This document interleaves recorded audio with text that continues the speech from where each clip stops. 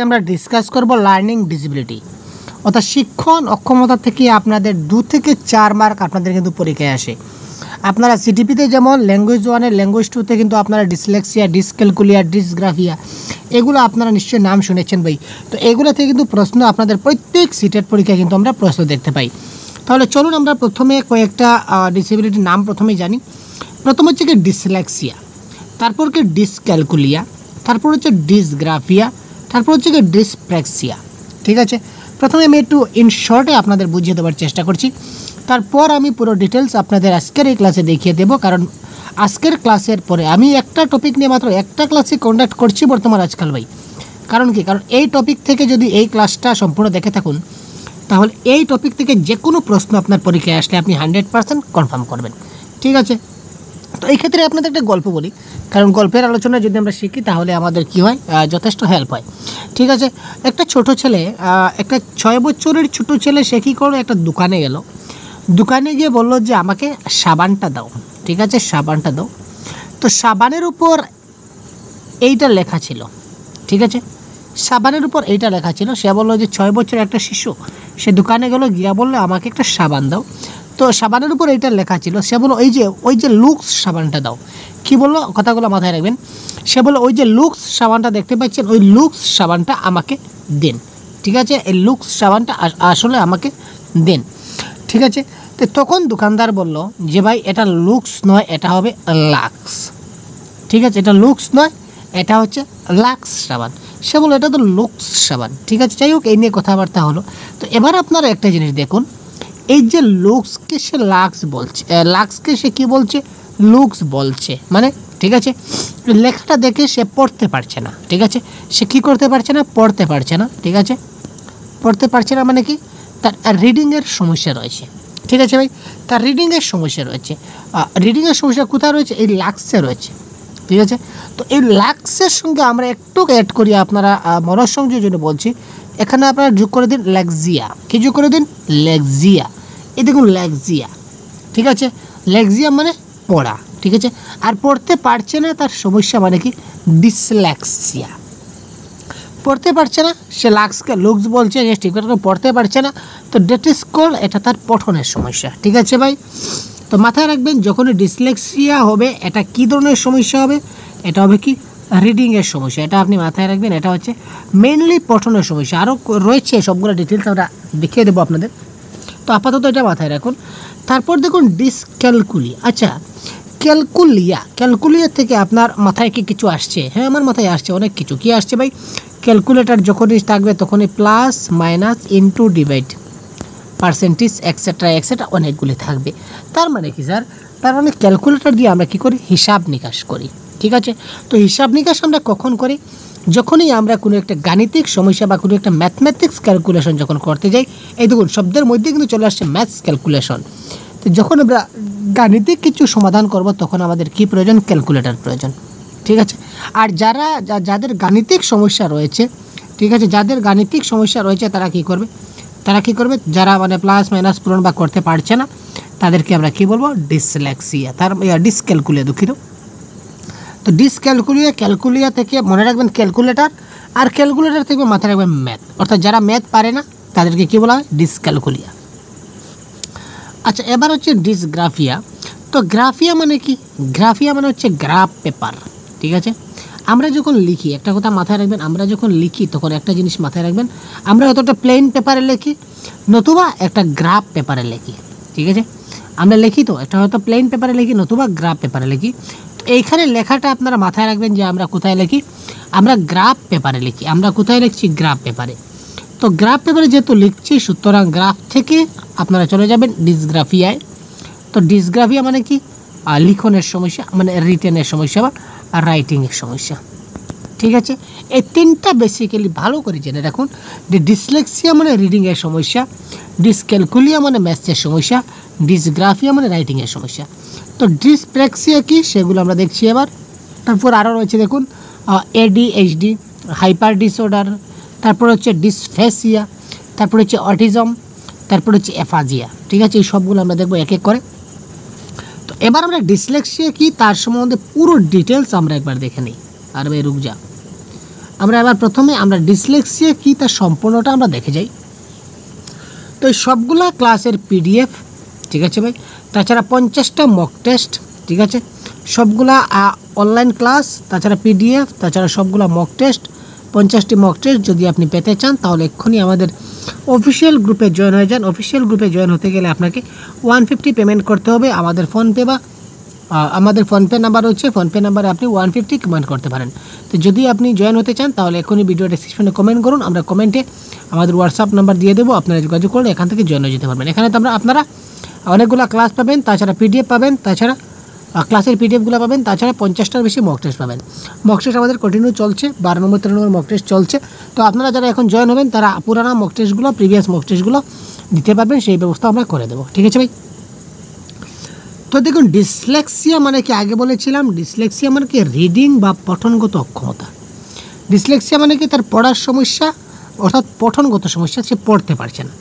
Dyslexia শব্দটি Greek শব্দ থেকে এসেছে, যার আক্ষরিক অর্থ দাঁড়ায় শব্দ সংক্রান্ত সমস্যা। প্রশ্ন আসতে পারে এই ধরনের। ডিসলেক্সিয়া শব্দটি গ্রিক শব্দ থেকে এসেছে, যার আক্ষরিক অর্থ দাঁড়ায় কি শব্দ সংক্রান্ত সমস্যা। ডিসলেক্সিয়া মূলত একটি স্নায়বিক অসামঞ্জস্যতা, যার ফলে একজন মানুষের ভাষা শিকার এবং ব্যবহার করার যে মূল দক্ষতা যেটা অর্জন করা সেটা কঠিন হয়ে দাঁড়ায়, ঠিক আছে। খুব সহজ ভাষায় বলতে গেলে এই সমস্যায় আক্রান্ত ব্যক্তির অর্থাৎ ডিসলেক্সিক পড়তে বিশেষ অসুবিধার সম্মুখীন হতে হয়। এক কথায় আপনার এত সব জানার দরকার নেই, এক কথায় মাথায় রাখুন, ডিসলেক্সিয়া শব্দটা গ্রিক শব্দ থেকে এসেছে, যার আক্ষরিক অর্থ হচ্ছে শব্দ সংক্রান্ত সমস্যা, এবং যে ব্যক্তি ডিসলেক্সিয়া আক্রান্ত হয় সে পড়তে পারে না, এটা তার পঠনগত সমস্যা। কোনো ব্যক্তি যদি পঠনগত সমস্যা থাকে, তার রিডিংয়ের সমস্যা থাকে, সে রিডিং করতে পারছে না, পড়তে পারছে না, ঠিক আছে, এটাকে আপনারা কি বলবেন, তার ডিসলেক্সিয়া হয়েছে, এটা আপনারা তাকে বলবেন, ঠিক আছে। তবে এটি শারীরিক অন্যান্য সমস্যা যেমন চোখ কিংবা কান কিংবা বুদ্ধিমত্তার সাথে সরাসরি সম্পর্কযুক্ত নয়। এই সমস্যাটা চোখ কিংবা কান কিংবা বুদ্ধিমত্তার সাথে সরাসরি সম্পর্কযুক্ত নয়। পৃথিবীর অনেক সফল এবং বুদ্ধিমান ব্যক্তিও কিন্তু ডিসলেক্সিয়ায় আক্রান্ত ছিলেন বলে ধারণা করা হয়। তো ডিসলেক্সিয়ায় আক্রান্ত কয়েকজন ব্যক্তির নাম দেখতে পাচ্ছেন। আলবার্ট আইনস্টাইন, শুনলে আশ্চর্য হবেন, আলবার্ট আইনস্টাইনও কিন্তু কোনো এক সময় ডিসলেক্সিয়ায় ভুগেছিলেন, ঠিক আছে। Leonardo da Vinci, Saint Teresa, Napoleon, Winston Churchill, Carl Jung, ঠিক আছে, টমাস এডিসন, ঠিক আছে, স্টিভ জবস সব বর্তমানকালের অনেকজন রয়েছেন যারা কি ডিসলেক্সিয়া আক্রান্ত হয়েছিলেন কোনো না কোনো একজন সময়ে। তো এবার ডিসলেক্সিয়ার লক্ষণ কী কী আমরা একটু দেখে নিই, তাহলে আমাদের সুবিধা হবে। উল্টো বর্ণ অর্থাৎ বিকে ডি স্তরে পড়া, অনেকে এই যে বি রয়েছে, এই বি এবং ডি, কোনটা বি এবং কোনটা ডি শিশুটা কিন্তু চিনতে পারে না। অনেক সময় তারা বিকে, এই যে বি দেখতে পাচ্ছেন, এই বিকে তারা ডি বলবে, অনেক সময় বা ডিকে বি বলে, এই ধরনের সমস্যা আমরা দেখতে পাই। এটা হচ্ছে তার ডিসলেক্সিয়ার লক্ষণ। আবার অনেক সময় এই যে 9 এবং 6, 9 এবং 6, অনেক সময় তারা এটা থেকে এটাকে 6 বলে, এটাকে 9 বলে, কোনটা 6 এবং কোনটা 9 তারা সঠিক ধারণা দেখে বুঝতে পারে না এবং পড়তে তারা উল্টাপাল্টা করে দেয়, ঠিক আছে। উল্টো বর্ণ বা অক্ষর যেমন ডিকে বি পড়া, যেমন ডগকে তারা বক পড়ে স্কুলে, ডগের স্কুলে তারা কী করবে, বক বলে দেবে, অথবা এম এর স্থলে ডাব্লিউ পড়বে, এম এইভাবে, তো তারা বলবে ডাব্লিউ এইভাবে, মানে উল্টো রয়েছে। তো উল্টোর ধারণা তাদের মধ্যে তখন আসে না, ঠিক আছে। তো এটা যখন তারা পড়তে পারে না তখন বুঝে নেবেন যে তার কী হয়েছে, তার ডিসলেক্সিয়ার সমস্যা দেখা দিচ্ছে। অক্ষর, শব্দ বা সংখ্যার ক্রম অনুসরণ করতে পারে না, ঠিক আছে, যেমন 1 2 3 4 5 এই ধরনের একটা সিকোয়েন্স মেনটেন করে আছে, তাই না। তো যারা ডিসলেক্সিয়া আক্রান্ত হয়েছে তারা কিন্তু এই যে সিকোয়েন্সটা তারা মেনটেন করতে পারে না, বা এ বি সি ডি এই ধরনের রয়েছে, ভাই এ বি সি ডি রয়েছে, একটা সিকোয়েন্সে 26 মতো রয়েছে। তো যারা ডিসলেক্সিয়া আক্রান্ত তারা কিন্তু এই ক্রমটা তারা বুঝতে পারে না। কিছু বর্ণ উল্টো করে পড়া অথবা এক বর্ণের স্থলে অন্য বর্ণ পড়া, সময়ের সাথে বিষয়গুলো উন্নতি হওয়া, এইগুলো তারা লক্ষণ হিসাবে দেখে নিয়ে যাবে। তারপর দেখুন, বয়স অনুযায়ী নতুন শব্দ, প্রশ্ন আসবে, অনেক ইম্পর্টেন্ট ক্লাস হতে চলেছে, প্রশ্ন আসবে। তো বয়স অনুযায়ী তারা নতুন শব্দ শিখতে পারছে না, মনে রাখতে পারছে না, উচ্চারণ করতে তারা ব্যর্থ হচ্ছে, এটা তার কী ধরনের অক্ষমতা? আপনি সেটাকে দিতে হবে কি, সেটা ডিসলেক্সিয়া। গতিকে আপনাকে জানতে হবে। বয়স অনুযায়ী নতুন শব্দ শিখতে পারছে না, মনে রাখতে পারছে না, উচ্চারণ করতে পারছে না, শব্দের গঠনের মূল ব্যাপারগুলো শিখতে পারছে না, এই সমস্যাগুলো যাদের রয়েছে তাদেরকে আমরা কি বলবো? তাদের কি সমস্যা? তাদের ডিসলেক্সিয়া সমস্যা। শব্দ গঠনের ধ্বনির ক্রম অনুসরণ করতে না পারে, যেমন টিপ লিখতে গিয়ে পিট পড়ে, ঠিক আছে? তারা এই যে টিপের জায়গায় তারা কী করবে? পিট পড়ে, মানে উল্টো পাল্টা, ঠিক আছে? টিআইপির জায়গায় পিআইটি হয়তো পড়ে দিল, তারপর লেফটের জায়গায় তারা ফেল্ড পড়বে। এই ধরনের মানে এলোমেলো হিসাবে অক্ষরের শব্দ গঠনের ধ্বনির অনুসরণ না করে তারা অক্ষরগুলিকে তারা উল্টো পুল্টো করে পড়ে দেয়। এখানে লেখবে লেফট, ঠিক আছে, লেখছে তারা লেফট কিন্তু পড়বে ফেল্ট। আবার এখানে লেখছে টিপ কিন্তু এটাকে বলবে এটা হচ্ছে পিট, এবার মানে ভুল পড়বে। That is call dyslexia. প্রায় শব্দ উচ্চারণে ভুল করা, ঠিক জায়গায় ঠিক শব্দটি ব্যবহার করতে না পারা, এটাও কিন্তু একটা সমস্যা। ঠিক জায়গায় তারা ঠিক শব্দটা ব্যবহার করতে পারছে না বা প্রায় উচ্চারণে ভুল করছে, তো এক কথা শেষ পড়তে গেলে যত ধরনের সমস্যা সবগুলা কি ডিসলেক্সিয়া। তারপর যখন ডিসক্যালকুলিয়া কী বলেছিলাম? ডিসক্যালকুলিয়া মানে বলেছিলাম গাণিতিক সমস্যা। সংখ্যা সম্বন্ধে সাধারণ তথ্য বা গণিতের পদ্ধতি মনে রাখতে না পারা। সংখ্যা সম্বন্ধে সাধারণ তথ্য বা গণিতের পদ্ধতিগুলো তারা মনে রাখতে পারছে না, মানে গাণিতিক সমস্যা, ম্যাথমেটিক্সের সমস্যা হচ্ছে। ধীর গতিতে অঙ্ক করা ইত্যাদি শিক্ষা সম্বন্ধীয় বিকারকে ডিসক্যালকুলিয়া বলা হয়, ঠিক আছে? আমরা বুঝলাম, আর বুঝলাম একটু পড়ে নিই আর কি। এর উপসর্গ প্রত্যেক শিশুর ক্ষেত্রে আলাদা, কেউ শব্দের মাধ্যমে ব্যক্ত হোক, যাই হোক এগুলো লাগবে না। সোজা ভাষায় আপনি মনে রাখুন যে ব্যক্তির ম্যাথসের সমস্যা রয়েছে, ক্যালকুলেটর দ্বারা ম্যাথ করতে পারছে না, অর্থাৎ ম্যাথসের সমস্যা রয়েছে, তাকে আমরা মনে রাখবেন সেটা হচ্ছে কি ডিসক্যালকুলিয়া। তারপর ডিসগ্রাফিয়া, যেটা বললাম, ডিসগ্রাফিয়া হচ্ছে কি লিখনগত সমস্যা, রাইটিংয়ের সমস্যা, ঠিক আছে? ডিসগ্রাফিয়া হলো এক ধরনের শিক্ষণগত অক্ষমতা। এখানে হাতের লেখা লিখে মনের বা প্রকাশে ও হাতের সূক্ষ্ম কাজের ক্ষেত্রে সমস্যা হবে। সে লিখে কিন্তু প্রকাশ করতে পারে না, অর্থাৎ সে কী লিখলো সেটা আমরা লেখাটা বুঝে সে কী লিখলো সেটা কিন্তু আমরা বুঝতে পারি না, ঠিক আছে? অর্থাৎ ডিসগ্রাফিয়া এক ধরনের শিক্ষা গ্রহণ সংক্রান্ত অক্ষমতা, যা হাতের লেখনী ক্ষমতা, যেমন বানান ক্ষমতা, হাতের লেখা ইত্যাদি লিখিত শব্দ পড়ে তার মানে বোঝার বোধ শক্তিগত অক্ষমতা। অর্থাৎ এক কথা শেষে, অর্থাৎ কী সে লেখলো সেই লেখাটা বুঝে কিন্তু আমরা কিন্তু কোনো কিছু বুঝতে পারি না, ঠিক আছে? এবার আমি লিখলাম একটা জিনিস, আমি লিখিত ভাই, এখানে একটু সমস্যা হচ্ছে।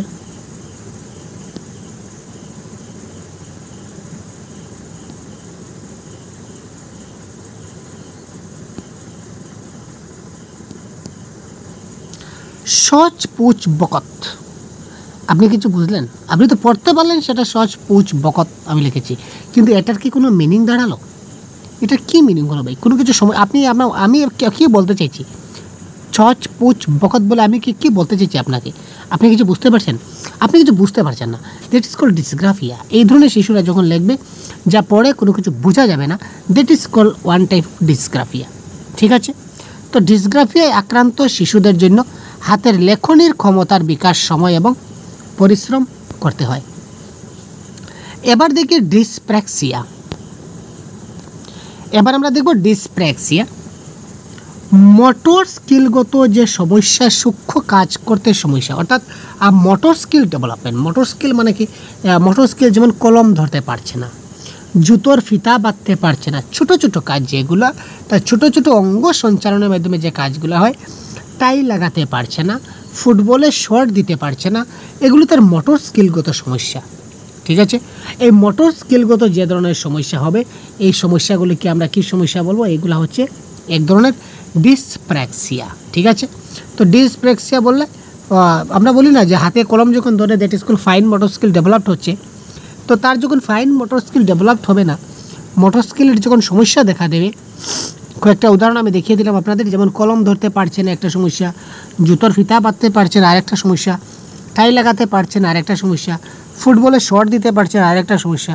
তো এই জন্য সমস্যা যখন দেখা দেবে তখন এই সমস্যাগুলোকে আমরা কি বলবো? এগুলো হচ্ছে কি ডিসপ্র্যাক্সিয়া।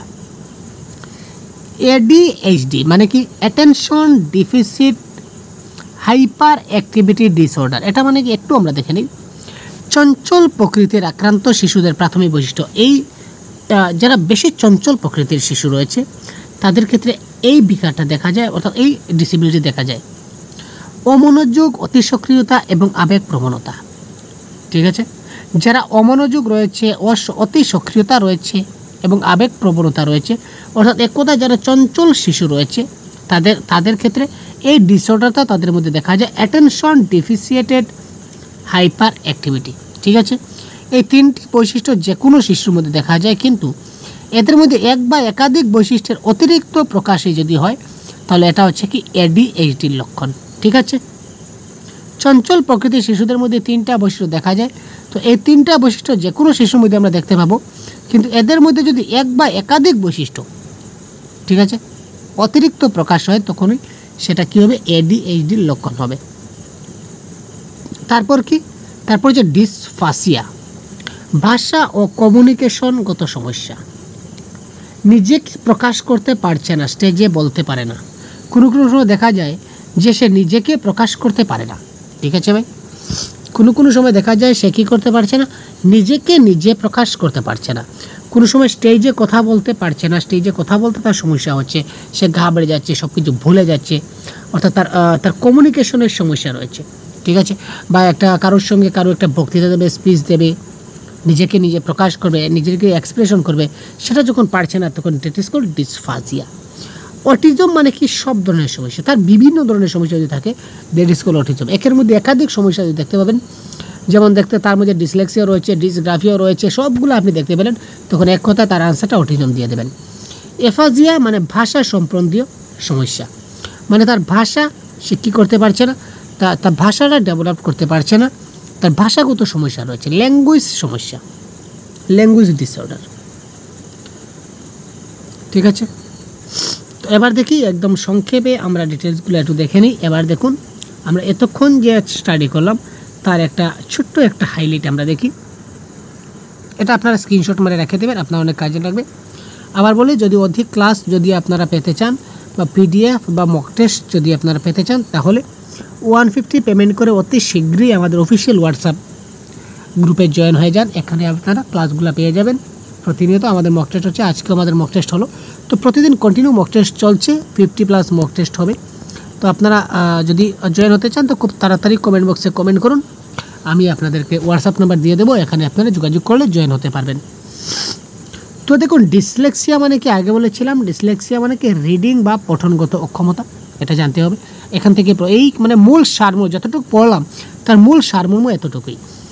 ডিসক্যালকুলিয়া, ক্যালকুলিয়া মানে কি গাণিতিক বা ম্যাথমেটিক সমস্যা, ঠিক আছে ভাই, পড়লাম তো না পড়লাম না বলুন তো। ডিসগ্রাফিয়া আমি বুঝিয়েছিলাম আপনাদেরকে যে গ্রাফ পেপারে লিখবো, গ্রাফ থেকে গ্রাফিয়া, তো লেখার সমস্যা, লিখনগত সমস্যা। ডিসপ্রেক্সিয়া মানে মোটর স্কিলগত সমস্যা। ADHD মানে কি চঞ্চল, অমনোযোগ, অতিসক্রিয়তা এবং আবেগ প্রবণতা, ঠিক আছে। এই ধরনের যারা থাকবে শিশুদের তাদের কিন্তু এই সমস্যাটা দেখা দেবে। ডিসফাসিয়া মানে ভাষা এবং কমিউনিকেশনগত সমস্যা, এইমাত্র যে বললাম যে স্টেজে উঠে কোনো কিছু তার নিজেকে নিজে প্রকাশ করতে পারছে না। অটিজম মানে সব ধরনের সমস্যা, আর এফাজিয়া মানে ভাষা সম্পর্কে সমস্যা। এখান থেকে 100% কনফার্ম আপনারা মার্ক পাবেন, ঠিক আছে। যদি ক্লাসটা আপনারা যদি ভালো করে দেখে না থাকেন তো আমি রিকোয়েস্ট করব আপনারা প্রথম থেকে আবার এই ক্লাসটা সুন্দর মতে ভালো করে মনোযোগ সহকারে একটু দেখে নিন, কারণ এই টপিক থেকে কিন্তু প্রশ্ন আসছে, সেটা কনফার্ম। প্রত্যেক বছরই এখান থেকে প্রশ্ন আসে, ঠিক আছে। প্রত্যেকটা জিনিস ছোটো ছোটো করে পয়েন্টগুলো আপনাদের বুঝতে হবে। সুতরাং ক্লাসটা যদি আবার দেখে না থাকেন তো আরেকবার কাইন্ডলি প্রথম থেকে দেখে নিন মনোযোগ সহকারে। তো পরবর্তীতে আবার অন্য একটা ক্লাস নিয়ে কথা বলবো। ভালো থাকবেন, সুস্থ থাকবেন, আমাদের সঙ্গে থাকবেন। ধন্যবাদ।